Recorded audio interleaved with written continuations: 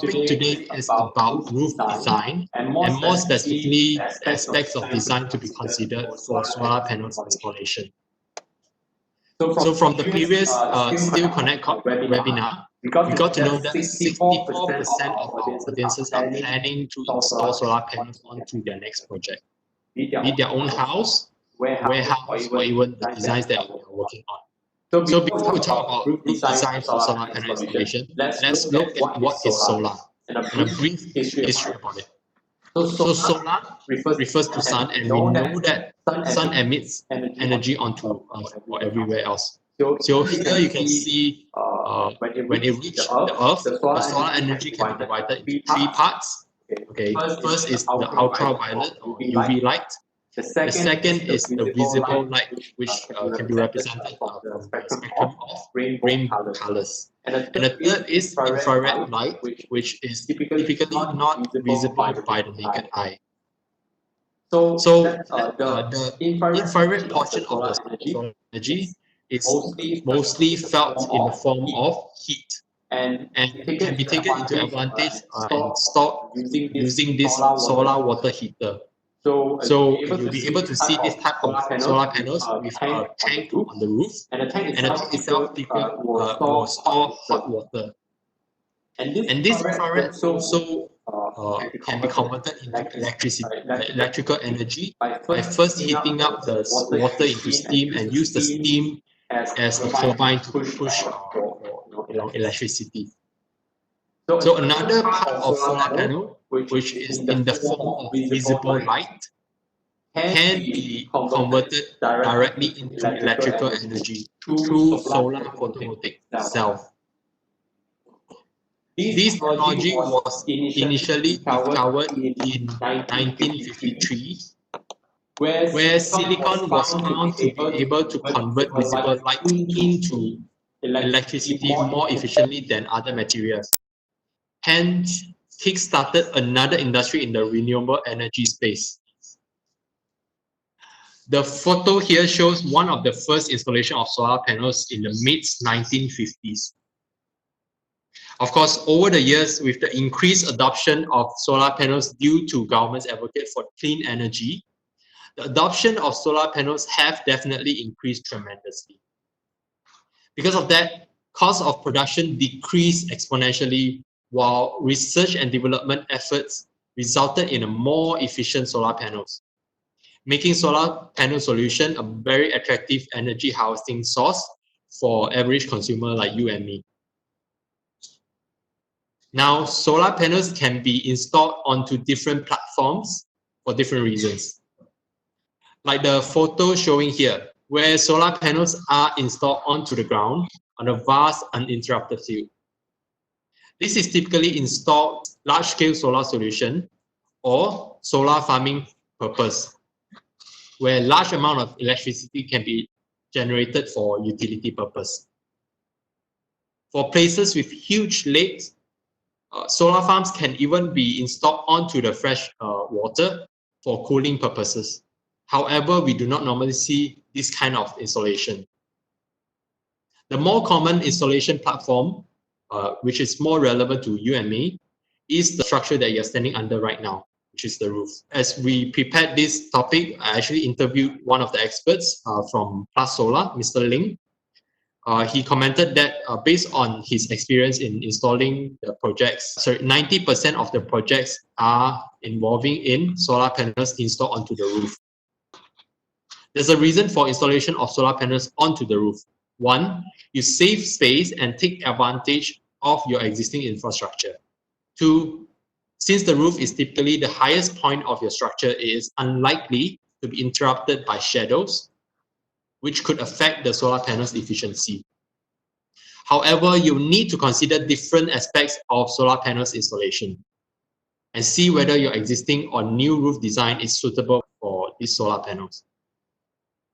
So therefore, today, I would like to share my 5 aspects of roof design, which you could reference before considering solar panels installation onto your roof. Let's start with roof pitch. So roof pitch means the tilt angle of the roof. So what about it? Well, the primary consideration of roof pitch normally is for rainwater runoff, which is a determination of how fast the rainwater can flow down from your roof, and not to cause any roof leakages during the due to stagnant water. So roof pitch is a very common term for the roofing industry, and typically higher roof pitch would mean lower risk against water leakages. It is true for tile roof, and it is true for shingle roof, and definitely it is true for metal roof too. But each type of roof will have its limit of how low a roof pitch it can go. So how is roof pitch relevant to solar panel installation? Sun hour. So peak sun hour means the duration of exposure of solar panels to at least 1000 watt per meter square of solar energy.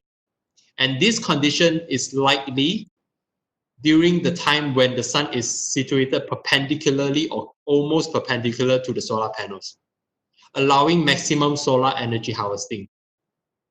So if you have searched before on the recommended solar panel tilt angle, it's likely that you found recommendation of 35 to 40 degrees tilt angle, just like what is shown in this picture.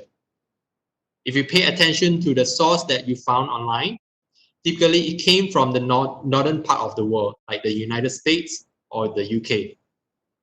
So the basic rule of thumb for solar panels that I've learned during my research is that the tilt angle should be proportionate to the latitude of the location. Say for example, if your building is located 40 degrees north from the equator, your solar panel tilt angle should be around 40 degrees south. So now we know that roof pitch will also affect the peak sun hour of your solar panels. And because in Malaysia we are near the equator, and more specifically 5 degrees north of the equator, the tilt angle of solar panels should be around 5 degrees facing south.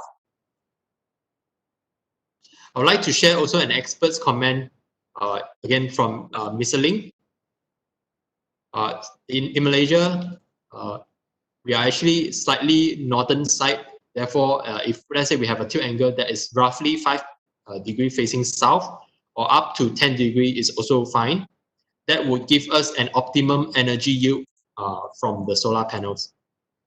Having said that, in the equatorial region, having tilt angle of 5 degrees facing south or 5 degrees facing north, the energy gain difference is very negligible.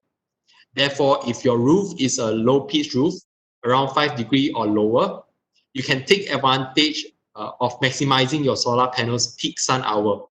For practical reason in Malaysia, a tilt angle of 5 to 10 degrees is good for the purpose of self-cleaning capability during the heavy rain. Because with the roof pitch considered, your average sun hour is expected to be around 3.3 to 3.8 hours in Malaysia. And of course, Mr. Ling also commented further, the movement of sun is almost consistent throughout the year in Malaysia. So most of the sun hour is roughly expected between the time of 10:30 a.m. to 2:30 p.m. Furthermore, on the scope of low roof pitch, it will also allow for better roof access for inspection. Just like this photo itself, where I have conducted a roof inspection in Cape Town, where the access itself is easily, you can actually walk up to the roof much easily because of the low pitch. And the roof pitch itself will also affect the approach that you have on maintenance. Okay, so on to the second point for design consideration for solar panels is roof area. The STARS reported in recent years that Malaysia has around 4.1 million existing building rooftops that are ready for solar panels. This could translate into roughly 34.2 gigawatts of electricity. Or for layman's, it could mean powering the entire Malaysia for 1.4 times. So the essence of this is because is that the bigger the building or the bigger the area, then your roof would have an ability to cater to more solar panels. So hence, more savings of your electricity bill, because if let's say you install more solar panels, larger amount of solar energy can be harvested. So as highlighted in this graph itself, your saving is expected to increase over time under the assumption that the energy cost could increase. Besides, once your solar payment is completed, you enjoy even more savings. Now, the third point is that designing of roofing with solar panels also have to consider the clearance in between. So this clearance basically means spacing in between the solar panels and the base of the roofing. Higher clearance would generally means better air ventilation, which cools down the solar panels, ultimately impacting the efficiency of the solar panels. And it could also allow for maintenance and mechanical access to the wiring and sometimes the inverters that are situated below. So another reason for you to consider the clearance is because of the nature, where leaves or bird droppings are expected elements that could accumulate under the solar panels. So typically, if the clearance is small, you could expect nesting by the birds, and they could even fit into narrow gaps as shown in this picture. This would eventually cause a bad airflow and stagnant water, which we have highlighted earlier, right? That it could impair rainwater runoff ability or reduce the solar panel efficiency due to the lack of air ventilation. So based on Mr. Ling's comment, the typical clearance space is between 100 to 250 millimeters. But too big of a clearance is also not good. And on one side, you have better cooling, but on the other side, you offset it with a more complicated or require a stronger mounting systems.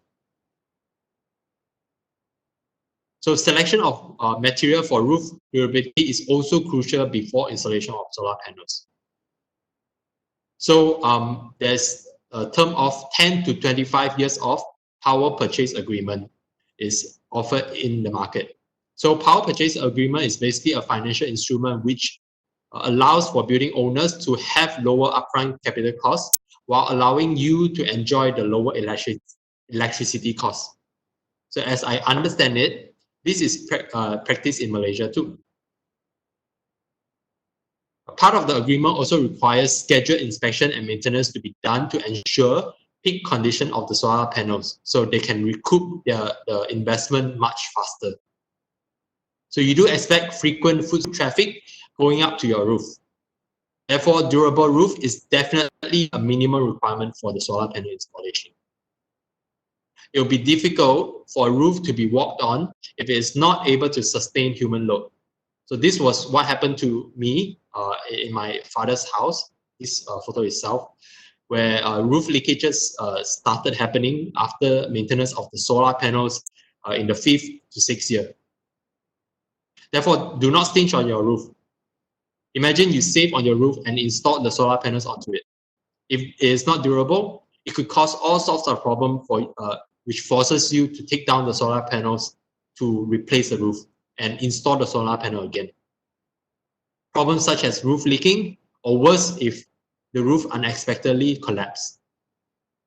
For metal roof, having been in the industry, we know that it can be very durable and it can be comparable to the power purchase agreement duration of 10 to 25 years.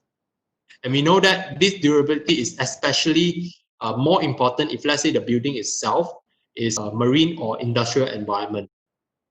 In the industrial environment, where the processes within the building itself emits corrosive substances, with this kind of industry, we need to pay even more attention. Industries such as palm oil mill, glove making factories, or even fertilizers factories. Or buildings where are located in an industrial environment where there are large amount of dust generated due to their activities, such as cement factories. So over here, the roof durability as well as the maintenance schedule are paramount to maximize your return on investment by using the electricity's cost saving. So the last aspects of roof design for solar panels installation is on the metal roofing profile. Of course, coming from this industry, we know that this type of roof are used largely in factories or logistic warehouses, and also the up and coming trend of metal roofing for residentials. There are different profiles offered in the industry, and each will provide different support, strength, or loading capacity. We can divide the profiles into three major types: pierce fixed profile, concealed fixed profile, or standing seam profiles as shown in this diagram. So corrugated profile typically would have fasteners penetrating the roofing sheets. Okay. As highlighted here, the fasteners can be seen from external surface. So solar panels to be installed onto the surface is locked down through additional fasteners onto the pierce fasten profile. And on to the next profile, concealed fixed. So typical concealed fixed profile will have what I call a more mushroom shaped head. And this is pointed out in the red pointers here. And you will not see external fasteners because it uses pre-installed clips to lock the profile down. So this type of profile will have aluminum clamps installed as support brackets for the solar panels. The differences between these and pierce fixed profile is that you will not introduce more fastening spots to the profile. The last type of profile is standing seam profile. Typically, this type of profile itself is used for architectural finishes, so you will see minimal lines. So one thing to note for standing seam profile is that it's highly customizable and is likely to be different from, if let's say it's supplied from different supplier. So if you want to install solar panels onto the profile, customized clamps might need to be made. So there are customized clamp systems for different standing seam profile that you can see or can find in the market. The specific example shown here actually uses thick steel sheets and use the same seaming method to lock the clamps onto the seam profile. From the selection of profile, we have also asked Plus Solar, Mr. Ling, and based on his experience, the clip or standing seam type of profile would be the most preferred one because you are eliminating further punctures or external fastenings, so limiting the risk of additional holes being created onto the roofing sheets. And regarding profiles, there's another consideration, which is what we call base metal thickness. So this base metal thickness is actually very crucial because it determines how strong the roof will resist against loading. So if the base metal thickness is low, then likely that you will be getting insufficient strength. So photo shown here is crack introduced due to foot traffic onto the profile that are insufficient in base metal thickness.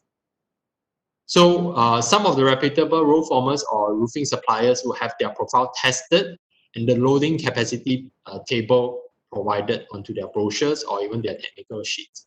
So you'll be able to share this information back to the solar panels provider for further evaluation. Another note to consider profile is that not just the solar panel loading, but also the human load, especially for maintenance workers, as a walking platform during the maintenance work. As safety also could be one of the concerns for work at height, perhaps you also will want to install the lifeline. So here we also interviewed one of the lifeline supplier, Mr. Andy from Hans System. Maintenance are actually sometimes carried out not by the system provider, but by the internal maintenance team. So they might not have sufficient experience in working at height. So usually lifeline or walkway would be required to ensure their safety. Okay, so lifeline, it can be locked in all sorts of profile, and typically the locking mechanism is tested according to a specific standard. So another option here is also to install walking platform. So the walking platform actually, the benefits of it is that it can actually provide a more uniform loading onto the profile sheets and to minimize or prevent damage onto the roofing sheets. So today, the 5 aspects of roof design for solar panels installation that I've covered. I would like to summarize it. So the first is roof pitch. So we mentioned about roof pitch affecting the peak sun hour and also affecting both roof inspection as well as maintenance. Second is roof area. So this will determine how many solar panels you can install onto your roof, and ultimately calculate how fast you can recoup the costs incurred by investing in these solar panels. And typically, larger roof will take advantage of this second roof area. So the third point is panel and roof clearance, where it will actually affect both air ventilation that ultimately could affect the solar panel's efficiency, and also prevent any accumulation of leaves or bird nesting. So the clearance will also allow for easy maintenance and also mechanical access. It mentioned roof durability, which will be very important, especially if, let's say, there is frequent maintenance due to the power purchase agreement, or if, let's say, the building itself is situated in a more corrosive environment. And last will be roof profile selection. So different profile will have different locking mechanism for the solar panels, and also different supporting requirement, basically the load that it can support. And not to mention the base metal thickness that you need to specify to make sure that the loading capacity is accounted for. So aside from the content itself, we will also appreciate your honest feedback. If you can scan this QR code and give us your feedback that is posted in this survey question. Again, this one is more towards how we organize this webinar and whether you have any suggestions on improvement. So this survey question itself would roughly take 2 minutes to complete it. So let's go to the question first.